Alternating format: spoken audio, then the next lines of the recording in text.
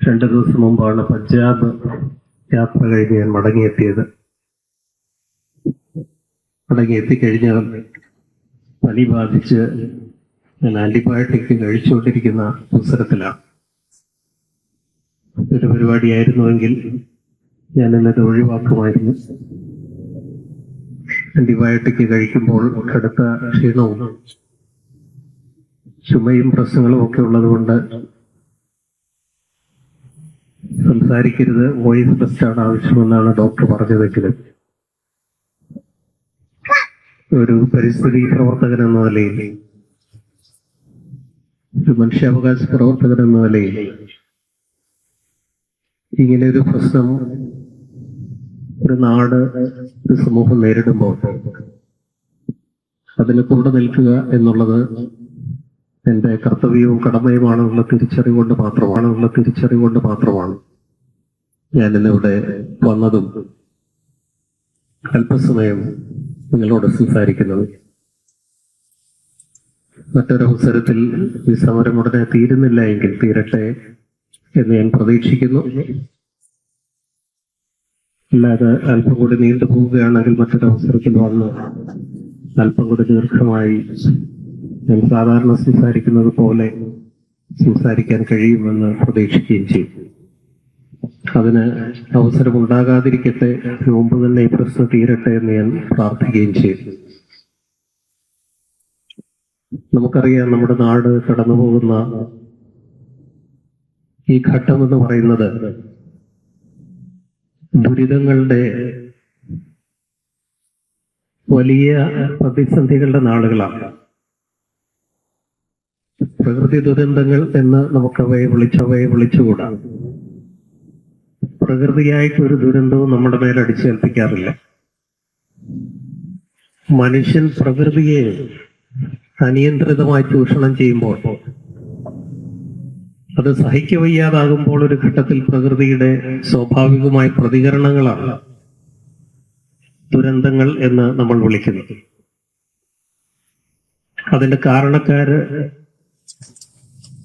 സ്വാർത്ഥതയും ലാഭേച്ഛയും ലക്ഷ്യമാക്കി സഹജീവികളെ കുറിച്ച് കരുതാതെ മറ്റുള്ളവരെങ്ങനെ, പാവപ്പെട്ടവരെങ്ങനെ ജീവിക്കുന്നു, അയൽക്കാരെങ്ങനെ ജീവിക്കുന്നു എന്നുള്ളതിനെ കുറിച്ച് കരുതലില്ലാതെ സ്വന്തം കീശ വീർപ്പിക്കണമെന്നും ഏതു വിധേനയും ലാഭം കൂടുതൽ ഉണ്ടാക്കണമെന്നും അതിനേതറ്റം വരെ മനുഷ്യരെ ദ്രോഹിക്കേണ്ടി വന്നാലും, പ്രകൃതിയെ ചൂഷണം ചെയ്യേണ്ടി വന്നാലും അത് ഞങ്ങൾക്ക് വിഷയമല്ല എന്ന് ചിന്തിക്കുന്ന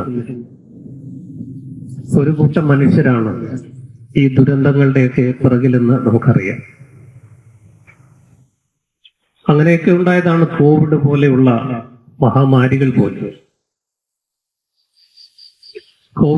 കോവിഡാനന്തര കാലം എന്നൊക്കെ നമ്മൾ പറയുന്ന ഈ കാലത്ത് നമുക്കറിയാം, മനുഷ്യന്റെ ആരോഗ്യാവസ്ഥ ഇന്ന് വളരെ മോശമാണ്.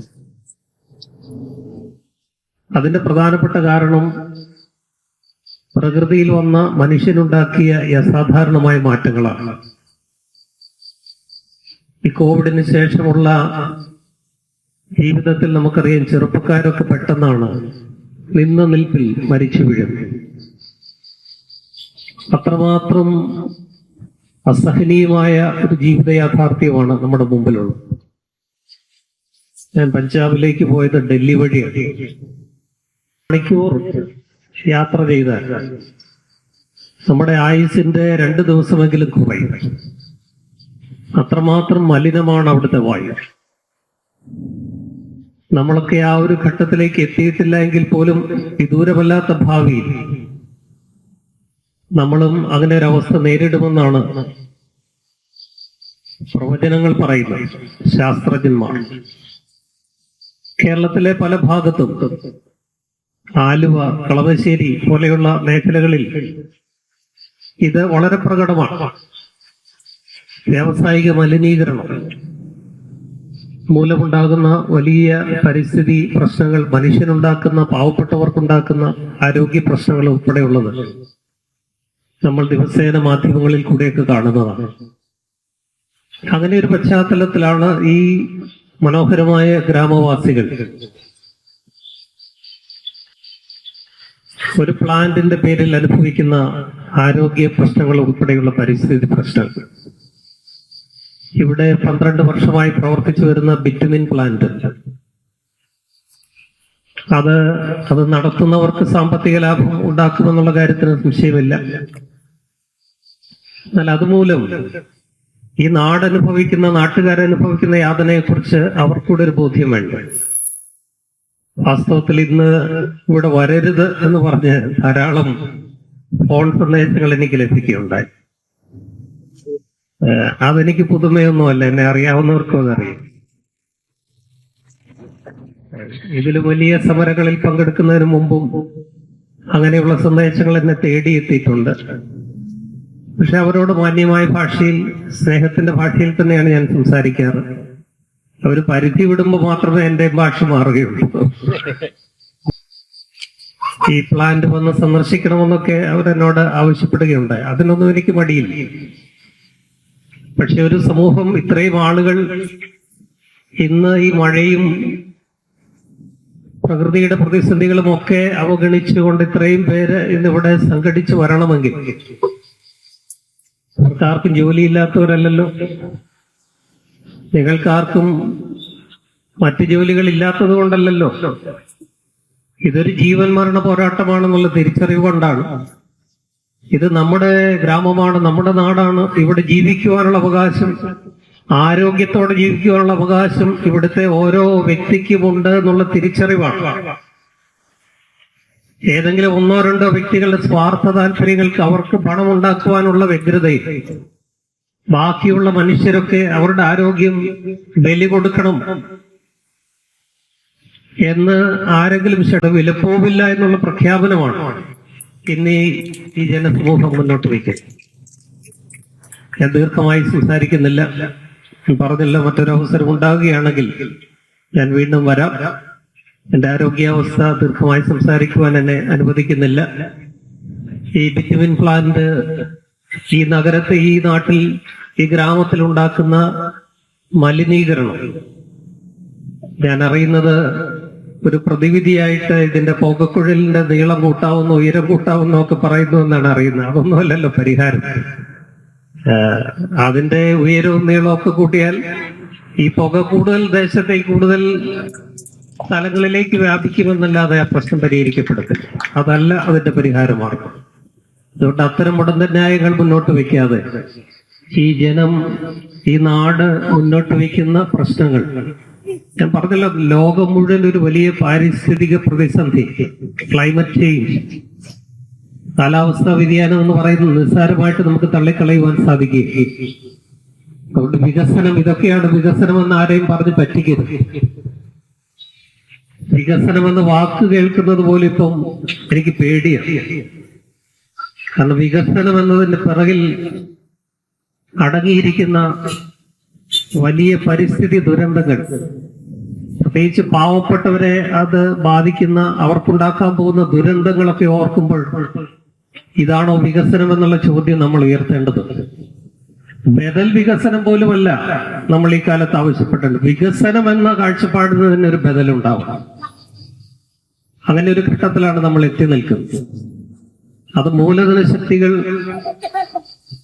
നമുക്കൊക്കെ പണ്ട് കാലത്ത് ഇങ്ങനെ മൂലധന ശക്തികൾക്കെതിരെ ശബ്ദിക്കുവാനായിട്ട് ധാരാളം ഇടതുപക്ഷ പ്രസ്ഥാനങ്ങളൊക്കെ ഉണ്ടായിരുന്നു. എന്നാൽ നിർഭാഗ്യവശാൽ ഇടതുപക്ഷമെന്ന് വിളിക്കുന്നവർ പോലും ഇന്ന് സ്വയം മൂലധന ശക്തികളുടെ അടിമകളായി മാറിയിരിക്കുന്ന ഒരു കാലത്ത് അവര് അല്പം പണം കിട്ടിയാൽ ഇതോടൊക്കെ സന്ധി ചെയ്യുവാൻ തയ്യാറാണ്. ഇങ്ങനെയുള്ള മുതലാളിമാർ എവിടെയെങ്കിലും ഒക്കെ ഉണ്ടെങ്കിൽ അവരുമായിട്ട് രഹസ്യ ചർച്ച നടത്തി അല്പം കമ്മീഷനൊക്കെ വാങ്ങി അവർ പ്രശ്നങ്ങളൊക്കെ പരിഹരിക്കുന്ന രീതിയല്ല ജനകീയ സമരങ്ങൾ മുന്നോട്ട് വയ്ക്കുന്നത്. അവരെ അങ്ങനെ വിലയ്ക്ക് വാങ്ങുവാനായിട്ട് ലഭിക്കുകയില്ല. അതുകൊണ്ട് തന്നെ ഇതൊരു അതിജീവനത്തിന്റെ, ജീവൻ മരണത്തിന്റെ പ്രശ്നമായിട്ട് ഈ സമരം കാണുന്നു. ഈ പ്ലാന്റ് മുന്നോട്ട് വയ്ക്കുന്ന പരിസ്ഥിതി പ്രശ്നങ്ങൾ, മനുഷ്യാവകാശ പ്രശ്നങ്ങൾ, ഒരു സമൂഹത്തിന്റെ അതിജീവനത്തിന്റെ പ്രശ്നങ്ങൾ ഗൗരവമായിട്ട് എടുക്കുവാൻ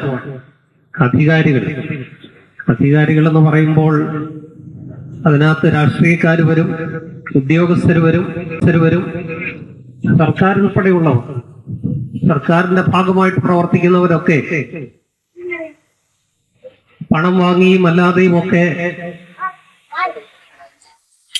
വളഞ്ഞ വഴിയിലൊക്കെ അവകാശങ്ങളും അധികാരങ്ങളും അനുമതികളും ഒക്കെ ഇങ്ങനെയുള്ള പ്രസ്ഥാനങ്ങൾക്ക് കൊടുക്കുമ്പോഴാണ് സാധാരണ ജനങ്ങൾ വലഞ്ഞു പോകുന്നത്.